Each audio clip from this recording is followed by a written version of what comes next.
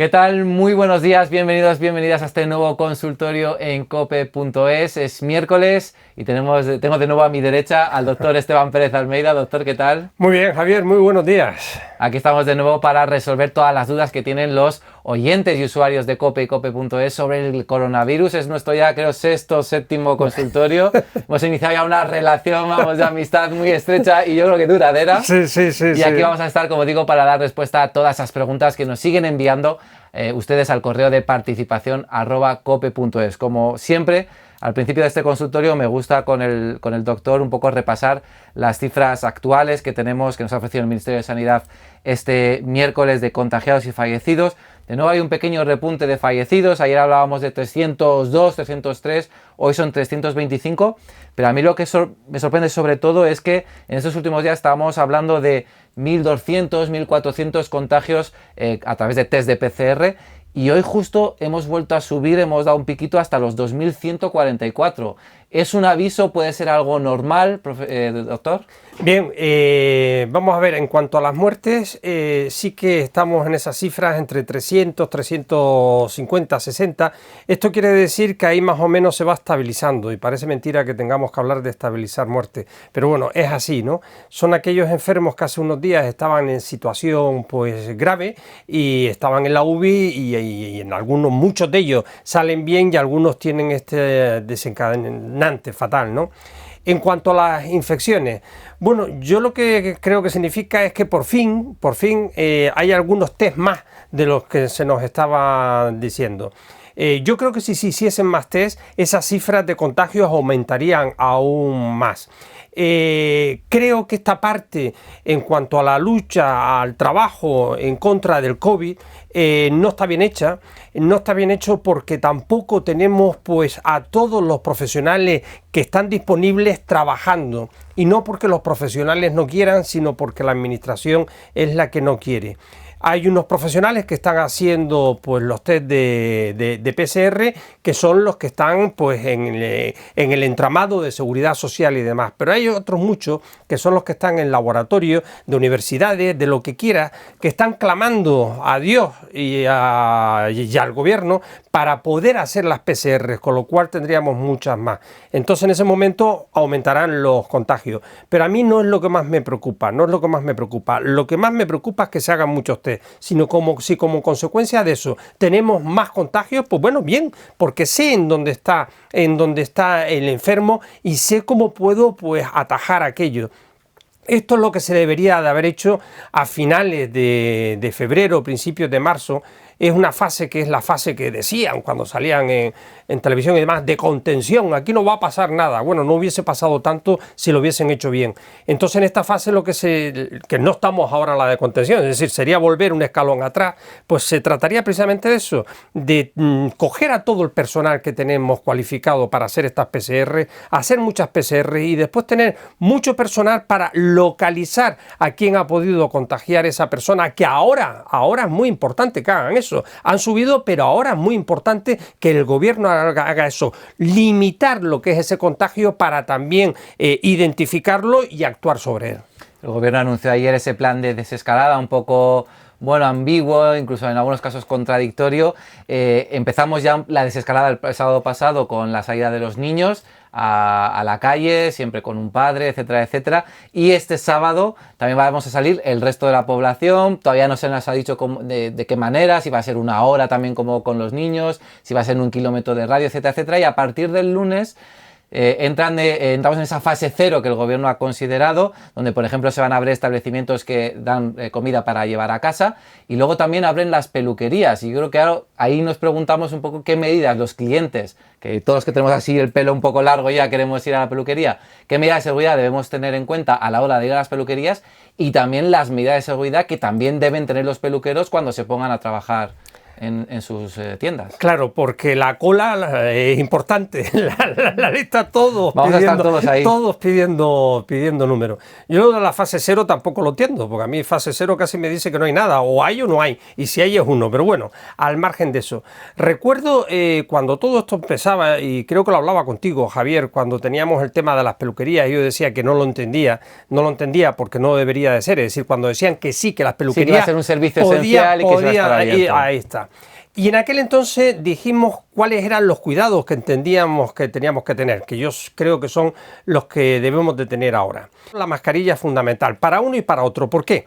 Pues porque la mascarilla no es tanto para protegerte, que sí, sino para evitar que contagies a la otra persona. Es decir, lo más importante cuando tienes la mascarilla la debe de tener sobre todo la persona que está infectada y sobre todo aquellos que están infectados y que son asintomáticos. Y eso es porque si decimos que en condiciones normales el virus a través de esas gotas de saliva llega hasta 2 metros, si le pones un primer filtro que sería la mascarilla, ya no llegaría a esos 2 metros. Entonces, si por un lado el operario, el usuario, la peluquera tiene puesto la mascarilla y por otro lado el cliente también, pues estamos disminuyendo aquello por 2, porque si el cliente también lo tiene, para el virus en la distancia es menor y encima tiene la otra protección. Esto sería lo primero. Lo segundo, yo creo que también el tema de los guantes. El tema de los guantes. ¿Por qué? Pues porque cuando estamos en la peluquería puede haber un contagio pues sobre la mesa, sobre lo que sea, sobre los peines. Entonces, bueno, el peluquero o peluquera se tiene que poner guantes con cada persona con la que esté. O sea, cada vez que termine con un cliente, yo creo que sí. ¿Y qué tipo de guante? ¿De estos de los de látex? Normal, los ¿no? de látex que tenemos. Y después también en cuanto a peines, en cuanto a toda tijera, creo recordar que cuando estás en las peluquerías hay unos aparatos de ultravioletas en donde los pones y los va. Bueno, pues eso también sería fundamental. Es decir, no podemos hacer como en otras ocasiones que ves que está la tijera y yo me doy cuenta y no ha pasado por esa desinfección y te están cortando el pelo. Esto sí que, los utensilios, al igual que cada vez que después de cada cliente, también habría que desinfectarlos. Ahí está. Yo creo que esto, la tijera, la máquina, bajo mi punto de vista, sí.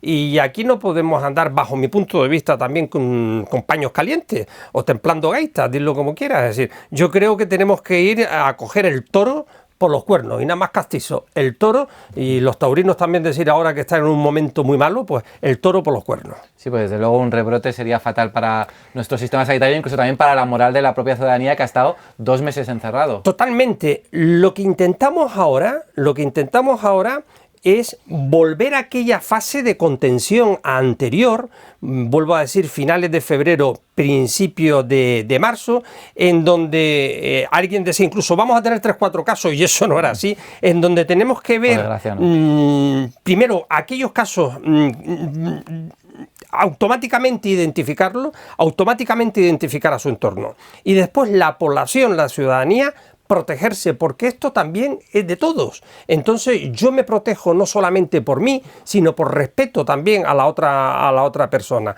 Si hacemos esto, todo esto irá muchísimo mejor. Hemos hablado de los datos hoy de contagiados. Esos datos de contagiados se hacen a través del test PCR. Sí. Entonces mucha gente se pregunta por qué el gobierno está desdeñando ahora las cifras que dan los test de anticuerpos. ¿Qué diferencia hay entre un test PCR y un test anticuerpos? Bien, la diferencia es importante y notoria y ahora la comentaremos, pero en cuanto a las cifras que da el gobierno, no es que las del gobierno, las da un organismo internacional, y si todos nos tenemos que medir por algo, pues esa medición tiene que ser la misma, la vara de medir la misma para todos. La vara de medir es la PCR y ahora la contaremos, y en su día pues el gobierno metió ahí como vara de medir PCR, detección de anticuerpos, y claro, decía que estábamos en el 8º, creo, del mundo. Sí, 8º. Y de buenas a primeras bajamos casi al 20. Sí. Es decir, que estamos por debajo de la media. Claro, al pan pan y al vino vino, otra vez. Bueno, son dos fórmulas de medir lo que está pasando y me van a entender. Cuando pedimos la PCR, lo que estamos haciendo es determinar si el virus está con nosotros desde el momento 1, no voy a decir desde el momento 1, desde el primer segundo, si está con nosotros. ¿Por qué? Porque estoy determinando material del propio virus. Entonces esa sería la más efectiva para decir si una persona está contaminada o está enferma o infectada en un momento determinado, desde el minuto 1 o el segundo o el primer segundo. Otra cosa es cuando pedimos los anticuerpos. ¿Por qué? Porque el mecanismo es el siguiente: llega el virus, se introduce en nosotros, ahí puedo detectarlo ya en el momento que está introducido en nosotros, pero a la hora de introducirse, vía respiratoria generalmente, pues bueno, a la hora de reproducirse, empieza él a progresar y a infectarnos, y nuestro organismo empieza a ir contraer. Y va a contraer con los anticuerpos. Por lo tanto, estos anticuerpos necesitan de un tiempo para dar positivo. Entonces, el minuto 1 o el segundo 1 no lo tendríamos con el de los anticuerpos. Ahora, el de los anticuerpos también es muy importante para nosotros los médicos. ¿Por qué? Porque una vez que llegan esas defensas nuestras a ir contra ese virus, pues empiezan a desarrollarse esos anticuerpos, y dentro de ellos una inmunoglobulina, que ustedes estarán oyendo hablar mucho ahora de ella, la IgM. Y la IgG, pues una inmunoglobulina que sería la IgM, esta es la primera que va a poner. Esta se desarrolla en los primeros días de infección. Entonces ahí veríamos la IgM ya positiva y subiendo, la IgG no. Cuando ya tú estás respondiendo y empiezas a generar defensas ya tuyas, empieza a aumentarse la IgG, que eso quiere decir que tú has tenido la infección y has generado ya tus propias defensas para tener ese recuerdo por si vuelve. Y aquí viene la otra pregunta que también, y permíteme que la meta ahora a raíz de esto, porque mucha gente me pregunta: Esteban, ¿y durante cuánto tiempo? Gente que tiene la IgG ya alta y la IgM ya ha pasado, IgG alta, ¿durante cuánto tiempo yo voy a estar protegido contra este virus? Y yo les digo, mira, hay una cosa clara, y esto ya está visto en los distintos artículos que tenemos en la calle, y es que durante los 2 primeros meses la IgG verás cómo va aumentando, y después verás que va a ir disminuyendo. La siguiente pregunta por ustedes sería: ¿esto quiere decir que ya voy a estar predispuesto a...? Pues no, porque en todas estas enfermedades infecciosas víricas vemos como esa IgG va disminuyendo en el sentido que no está en el momento álgido, pero amigo, tiene memoria. Nuestras defensas también tienen memoria, de tal forma que si volviese otra vez el virus, esta IgG volverían a aumentar. Entonces sí que se puede decir que la protección no sería para siempre, como durante mucho tiempo, como en otras enfermedades, varicela además, pero sí que se podría decir que durante un año y algo, pues en principio sí. O sea, respuesta a una de las preguntas muy recurrentes en este consultorio es si uno se convierte en inmune una vez que ya ha superado la enfermedad, y ahí tenemos la claro, respuesta. La respuesta es esta: es decir, lo que parece que no, es que no te vas a convertir en inmune durante toda la vida. Digo parece porque todo esto está en estudio, pero bueno, hay gran evidencia sobre esto. Pero sí durante un momento importante y suficiente para tú también proteger al resto de la población. Comentábamos hace no mucho aquello del rebaño, ¿no? Y es que la población más o menos va a estar protegida cuando hay en torno a un 80% de esta población que lo ha pasado, o Dios quiera que llegue la vacuna pronto, que tenga esa vacuna. Entonces ya tendría esas IgG preparadas por si vuelve el virus. Y este 80-85 protegería al resto, porque es más difícil el contagio entre uno y otro, que antes hablábamos en el tema de la peluquería. Y antes de abandonar los test, porque ahora todo el mundo quiere hacerse el test, ¿no? Para saber si está contagiado, si lo ha pasado ya. Ese test de anticuerpos, por ejemplo, o sea, si por ejemplo yo me hago el test en julio porque consigo acceder a un test, sí, o el gobierno lo facilita, ¿esa prueba seguirá siendo válida? Sí. O sea, ¿los anticuerpos se mantienen y por tanto son detectables en un test? Sí. Entonces, si te lo haces en julio y es la de anticuerpos, pues me seguiría dando la IgG, que está elevada, la M no, pero la IgG sí. Te diría, oh, pues Javier, qué bien, tú ya eres uno de los que nos vas a proteger, porque eres uno de los que va a llegar, si tenemos que llegar como sea a ese 80-85% de la población con un sistema inmune preparado para ir a por el virus. Este fin de semana van a aumentar las temperaturas, lo cual nos va a ayudar a disfrutar más de ese paseo que vamos a poder tener. Y una pregunta también que nos ha llegado muy habitual, que creo que ya hemos contestado, pero creo que está bien ahora con esos avances que también hemos conocido sobre el virus, que conocemos más a la enfermedad, es si la llegada del buen tiempo, si la llegada del calor va a ser un aliado para acabar con esta enfermedad.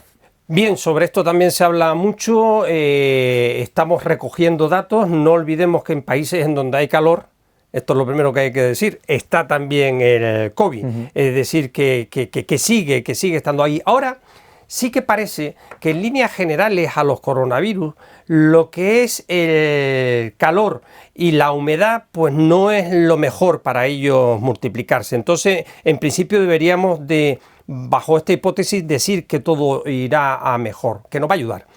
Pero yo añadiría algo de lo que no se habla tanto, y es la luz ultravioleta. Es decir, ahora lo importante es el sol, por supuesto que sí, el calor, por supuesto que sí, pero vamos a tener ya, los días se van alargando y vamos a tener más horas de sol. Al tener más horas de luz, más horas de sol, tenemos mayor radiación ultravioleta y sí que está visto que este tipo de rayos no le va nada bien al coronavirus. Es decir, que ahora vamos a entrar en un momento, yo creo que importante, para intentar arreglar lo que tenemos. Esto hay que solucionarlo en cuanto a los que están en la UBI, en cuanto están en hospitales. Después, hacer una reflexión profunda para intentar volver a esa parte de contención.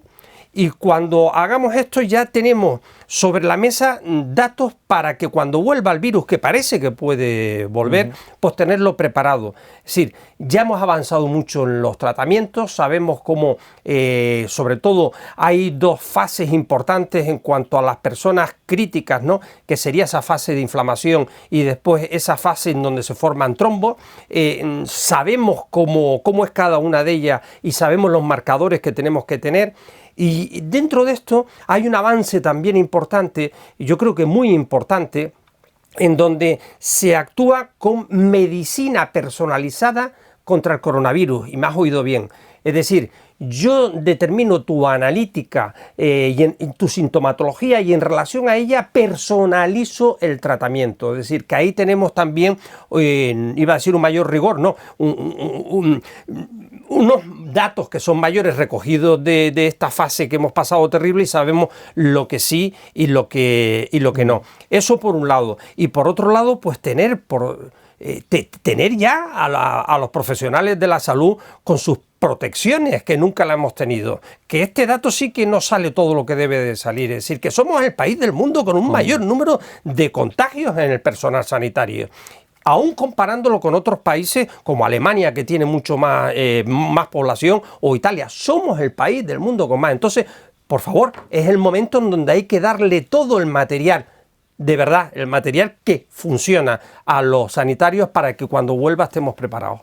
Está claro que ahí algo se ha hecho muy mal porque desde luego, mira que el gobierno puede debatir sobre algunos datos, no sobre el número de test realizados, pero una verdad impepinable es esa, ¿no? Somos el país, vergonzosamente, que más sanitarios se han contagiado en esta crisis del coronavirus. Yo soy médico y no me debería de meter en estos charcos, pero soy médico y estoy ahí trabajando con mis enfermos y sobre todo pues con mis compañeros. Y ahí tengo que decir que no se puede seguir engañando más. Es que es esto, no se puede seguir probando más, no se puede seguir diciéndole a los sanitarios si tú has pasado la enfermedad y a los 7 días no tienes este y este otro síntoma, vuelves a trabajar para después, claro, eso creo que fue un viernes, un sábado, para que salgan los médicos, los veterinarios, los odontólogos, los ATS, todo diciendo esto es una locura y después rectifique. No se puede decir ahora vamos a tomar esta medida y después no la tomen. No se puede llevar mascarillas que no son eficientes al personal sanitario. Yo tengo compañeros y compañeras que se han contagiado, que se han infectado por no llevar la mascarilla adecuada. Esto no puede volver a pasar, no puede volver a pasar. Y desde luego los profesionales de la salud lo tenemos claro, esto tampoco debe quedar así, porque si no, nunca vamos a solucionar esto. Porque lo que digo, tenemos que intentar volver a la fase de contención, pero con todo bien hecho y bien orquestado y no como se ha hecho. Desde aquí, como siempre, dar todo nuestro apoyo y solidaridad a esos médicos, enfermeros que nos siguen cuidando, que ahora parece que ha bajado mucho el número de enfermos en las UCIs, pero sigue habiendo, por supuesto, mucha gente ingresada y muchos enfermos que siguen acudiendo al hospital para buscar esa solución al coronavirus, y ahí están los médicos, los enfermeros que desde el primer día siguen ahí aguantando, siguen batallando, que ya sabemos que ese término bélico no nos gusta, pero que es así, es una guerra contra un enemigo invisible que tenemos que darle... Pero no me gusta ese término, Javier, porque es el que utiliza la administración para dar sus ruedas de prensa y salir y entonces, pues como no estoy en eso, ¿por qué no es esto? Es decir, no puedes hablar de batallar cuando nos han mandado los sanitarios con tirachinas. No. Totalmente. Bueno, vamos a seguir con las preguntas, algunas más de los usuarios que tenemos por delante. Obviamente, estar ya casi 2 meses encerrado en casa, pues ha perturbado a mucha gente, ahí está dejando, bueno, pues algunas dolencias, por ejemplo, hay mucha gente que tiene más dolor de cabeza ahora mismo y se preguntan si eso tiene que ver con la cuarentena, ¿no? Estar tanto tiempo encerrados en casa. Hombre, pues sí. Yo lo que sí que me estoy encontrando ahora son pues a pacientes, muchos de ellos amigos también, que te llaman y muchos con cuadros de ansiedad. Con cuadros de ansiedad. Si esto ahora ya irá mejorando, pero hace una semana muchos con cuadros de ansiedad, cuando ya habíamos sobrepasado esa cuarentena de verdad. Cuando la habíamos... Esto ya es el tiempo extra. Claro, cuando la habíamos sobrepasado, me decían muchos, pero es que Esteban, fíjate, estoy en casa con mis 3 hijos, estoy en casa, que mi casa tiene 110, 120, 130 metros cuadrados, veo hormigón cuando abro la ventana, que es el hormigón de la otra casa de enfrente, veo, y después pues estoy con la tensión, que ha habido mucha tensión, la tensión de que soy autónomo, he tenido que presentar un ERTE para los trabajadores de mi empresa, los trabajadores de mi empresa me dicen que aún no han cobrado, muchos de ellos son muchos familiares y otros como si lo fuesen, y claro, y estoy en un sin vivir, eso ha generado mucha ansiedad. Bueno, la ansiedad también genera mucho problema de dolor de cabeza, es una de las manifestaciones, y ahí lo tienes, ahí lo tienes. Y luego también un problema muy recurrente es también que la gente no duerme mucho, sobre todo por las noches, porque claro, como hay una falta de actividad, la gente está más en casa, en el sofá y tal, eso provoca que tengamos menos cansancio y que luego nos cueste más dormir. Claro. Desde un punto de vista médico, ¿qué podemos hacer un poco para regular ese sueño? Lo que hemos dicho desde el principio, esto lo dijimos desde el primer programa que tuvimos aquí, y es que hay que mantener una rutina. Hay que mantener una rutina para nosotros y hay que mantener una rutina para nuestros hijos. Yo creo que es algo absolutamente fundamental que de lunes a viernes tú pongas tu despertador para levantarte más o menos como te levantabas antes. Si quieres te dejo media hora más porque no vas a tener que coger el coche. Bueno, vale, pues la quitamos, pero poner el despertador y a partir de ahí tú tienes que tener una rutina. Una rutina en tu trabajo, después cuando descansas, después cuando vuelves y después cuando estás por la tarde pues con la familia como hacías antes. Y el fin de semana, pues esa rutina hay que cortarla. Ahora es mucho más fácil cortarla porque vamos a poder salir, pero hay que hacerlo. Y en cuanto a los niños, también. Es decir, los niños o les marcamos una rutina o si no van a aparecer estos trastornos que ya los tenemos, tanto mayores como niños, de trastornos del sueño. ¿Por qué? Porque sin querer nos vamos alargando y vamos viendo la televisión hasta la 1, porque yo no sé por qué te ponen las mejores películas a esas horas, y después pues dices, bueno, no me voy a levantar ahora porque no tengo, mira, esa media hora que me decía Esteban, no, me voy a coger una y después aquello es la pescadilla que se muerde la cola. Hay que mantener rutina, esa es la clave.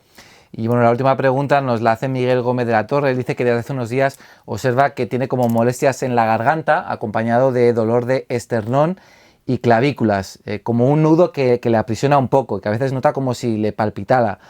Si eso puede ser también un síntoma de coronavirus o no tiene nada que ver. No, según lo comenta, no, porque dice la clavícula, el esternón, pero refleja algo también como esa opresión. Esa opresión que se va con la ansiedad misma, ¿no? Esa opresión es uno de los síntomas también de la ansiedad y que manifiestan muchas personas. Bueno, ahora ya a partir de este sábado vamos a poder hacer deporte, pues hay que descargar también haciendo deporte. Pues gracias, doctor Esteban Pérez Almeida, por estar con nosotros. Yo me quedo sobre todo con esas recomendaciones que nos ha hecho ahora que ya empezaremos a salir a la calle, por ejemplo, a partir del lunes también ir a las peluquerías, esas recomendaciones que nos ha dado, pues eso, de cómo ir a la peluquería, cómo tienen que también que trabajar los peluqueros, que son profesionales que ahora también se van a tener que ver en esa situación nueva desde el cierre a mediados de marzo de los establecimientos, y esas ayudas que nos va a permitir, bueno, pues intentar volver un poco a esa nueva normalidad que la gente, que dice el gobierno, ¿no? Es una definición un poco extraña, nueva normalidad, pero bueno. Intentar volver a lo que nos merecemos. Exactamente. A lo que nos merecemos. Pues muchas gracias, doctor, y por supuesto recuerdo a todos los oyentes y usuarios de COPE y COPE.es que pueden seguir mandando preguntas al doctor Esteban Pérez Almeida, que el miércoles que viene estará de nuevo con nosotros para dar respuesta a todas esas dudas. Pueden enviar sus preguntas al correo participación@cope.es. Mañana tendremos el consultorio de fe con Juan Carlos Ramos, el sacerdote y director de la Fundación COPE, y el miércoles que viene tendremos de nuevo al doctor aquí con nosotros para seguir respondiendo a todas esas preguntas. Muchas gracias y hasta el próximo miércoles.